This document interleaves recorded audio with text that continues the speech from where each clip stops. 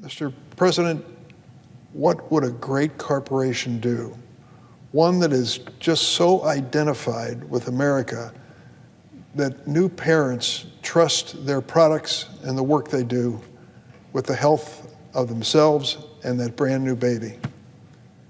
When you think back, for many of us, when we became fathers, there was hardly a time when we didn't have, holding in our hands, Johnson & Johnson's baby powder. It clouded the room as we sprinkled it all over our babies and knew that it was just the right thing because others before us, other generations, had used the same product. What's a company like Johnson & Johnson to do then when it turns out that there was an ingredient in that talcum powder that was dangerous? Asbestos. Literally, asbestos. Well, it turns out they knew about it. They knew there was asbestos in Johnson & Johnson baby powder long before the lawsuits were filed. So what does a corporation worth $400 billion, maybe $450 billion do when they discovered that the product that they'd been selling for generations to trusting American families was actually a danger and was now being connected to cancers and mesothelioma? Let me tell you what they decided to do. By way of background, I just want to mention to you, there was a great folk singer in America known as Woody Guthrie. He said there are two ways to get robbed in the world. Some will rob you with a gun, some with a fountain pen. There's a growing sense that there are also two systems of justice in America, and the Johnson & Johnson story bears that out. There's a justice system for rich people, powerful corporations, and then there's a justice system for everybody else. In many days, it seems that the gulf between these two systems is just getting wider and deeper. There's something called the Texas two-step. It used to be just a dance step, but in recent years, it's taken on a new meaning, and it relates directly to Johnson & Johnson's challenge. The Texas two-step is a name given to a highly controversial legal strategy that some of the biggest corporations are now using to shield their assets from accountability. It allows massively wealthy corporations whose product caused harm to avoid paying damages to the victims. Not just that, the Texas two-step denies the victims their right to make their case in court and take their issue to a jury or a judge.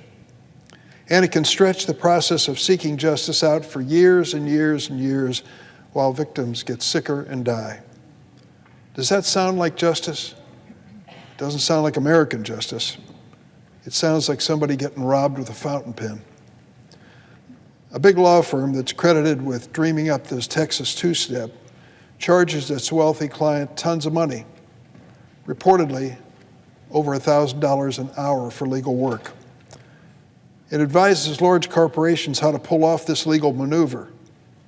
Well, we received a lesson on the Texas two-step last week in the Senate Judiciary Committee for nothing. The Judiciary Committee's Subcommittee on Federal Courts Oversight, chaired by Senator Whitehouse, held the first ever Senate hearing on the Texas two-step. We heard from experts just how it works. We also heard from one of its victims, Kimberly Naranjo, a mother of 7, who sadly has been given a fatal diagnosis from the deadly lung disease mesothelioma. Ms. Naranjo has been denied her right to hold accountable in court the multi-million-dollar corporation whose product she believes caused her fatal illness. The name of that corporation? Johnson & Johnson. Here's what we learned about how the Texas two-step works now. In a nutshell, here's a big corporation like Johnson & Johnson that's being sued because it sold a dangerous product, or it's likely to be sued for causing harm to victims. Well, they take their corporation and they reincorporate in the state of Texas and execute what's called a divisive measure. They cut their corporation not in half, but legally in half. In a traditional merger, two companies become one. With a divisive merger, it's just the opposite. One company becomes two. The original company keeps all the wealth, all the assets, all the operations. The new company created in this Texas procedure is really just a shell. It receives the original company's debts and liabilities and a small trust fund. The new company then reincorporates and turns around and files for bankruptcy in a jurisdiction where it's hard to get a bankruptcy filing dismissed for bad faith. This bankruptcy filing prompts a stay of litigation by people like Ms. Naranjo. The stay of litigation applies to both the shell company and the original company. So instead of being able to seek justice in a court of law for injuries, perhaps fatal injuries, victims are forced to try to recover from this newly created shell company that was made up in a bankruptcy court. How long does that take? Years. And sadly, for many of these victims, they don't have years. As the victims wait for some measure of justice in bankruptcy court, the original company goes about its business. It has shielded all its assets, passed them on in divisive bankruptcy to a shell corporation. And the good corporation, so to speak, or the rich corporation, ends up with no liability, admitting no wrongdoing. Under the laws of most states, companies cannot move assets around like this through divisive mergers, but you can do it in Texas, hence the nickname, the Texas two-step bankruptcy. So step one, create a shell company and transfer your legal liability. Step two, have the new company immediately declare bankruptcy. So far, 4 major corporations have used the Texas two-step and bankruptcy to try to avoid legal accountability for their own wrongdoing. The case that the subcommittee examined last week involved the healthcare and pharmaceutical giant Johnson & Johnson, the maker of Johnson's baby powder. As I mentioned earlier, how many of us fathers, mothers, kids, changing diapers did it in a cloud of Johnson & Johnson's baby powder? For years, Johnson & Johnson denied the story that its products contained asbestos. We know that substance can cause cancer and mesothelioma. Then it claimed that any amount of asbestos in its baby powder was just too small to cause any harm. But internal company documents at Johnson & Johnson, obtained through discovery, told a different story. They showed that Johnson & Johnson knew of the tests going back decades, which found the presence of asbestos in their products. While they were actively advertising the use of this product by adults and to use it on our babies, they knew there was asbestos in their product.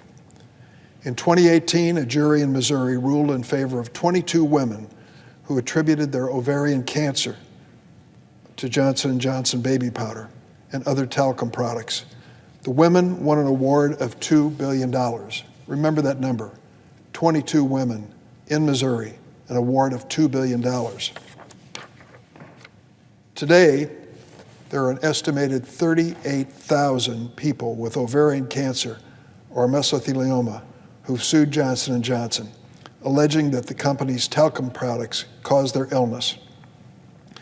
But Johnson & Johnson's use of this Texas two-step divisive bankruptcy means that these 38,000 cancer victims no longer are able to bring their claim against the company. They've lost their right to have their case heard in court because Johnson & Johnson, this giant company, has created a bankruptcy and a shell corporation that has absorbed all of the legal liabilities of the original Johnson & Johnson.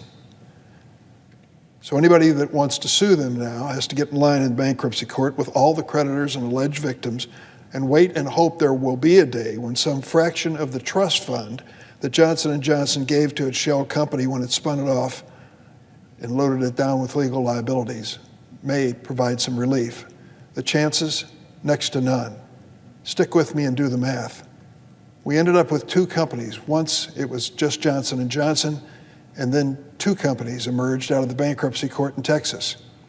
The one company with the liabilities, the one you could actually sue if you could get into court, they created a trust fund for that company of $2 billion. They have 38,000 outstanding claims. 22 women in Missouri recovered $2 billion from them already. So you know that 38,000 people are not going to go very far with $2 billion total. What's left in the other fat corporation, profitable corporation, big corporation in that bankruptcy division? $430 billion. Johnson & Johnson stuck all of its assets into the healthy corporation that can't be sued and left $2 billion for all these victims of its dangerous product. What a cynical move for a company to make against cancer-stricken customers across America.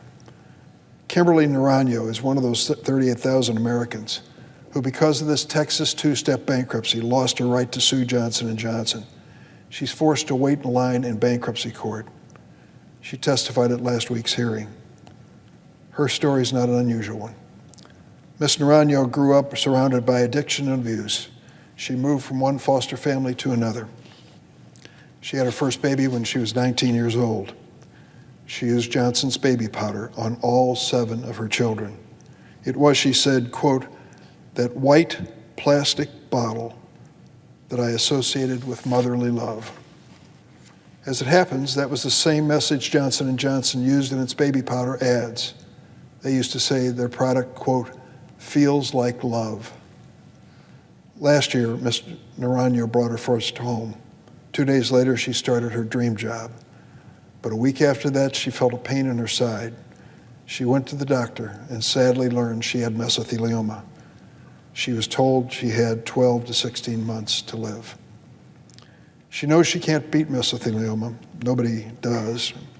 All she wants is a chance to make her case in court before she dies so she can leave something to her kids. And so she came to Washington to testify before our Senate Judiciary Committee last week, the voice representing thousands of cancer victims who went through exactly what she did, exposing themselves to Johnson & Johnson's dangerous product. I commend her and thank her for her courage. She's fighting for her kids and all the other victims, incidentally, whose voices would be silenced by this Texas two-step bankruptcy.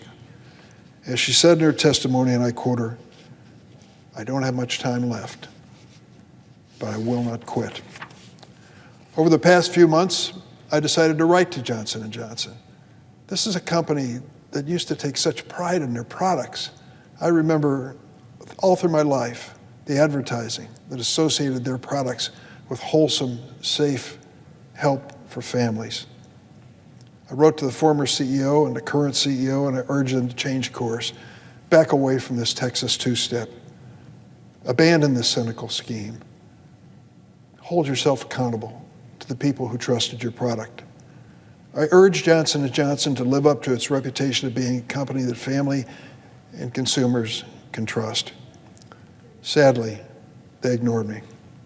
This week, a bankruptcy court is considering a motion by talc claimants to dismiss the bankruptcy of the shell company that Johnson & Johnson spun off to unload its legal liabilities. It's a key test of this Texas two-step and whether wealthy corporations can continue to abuse Chapter 11 bankruptcy to dodge their legal obligations to victims like Ms. Naranjo. And it's not just lawmakers who believe, like me, who believe that Texas two-step can deprive victims like her in court. Listen to what the author of the Texas Divisive Merger Statute, Steve Wollins, said earlier this week about the law that brought the Texas two-step to life.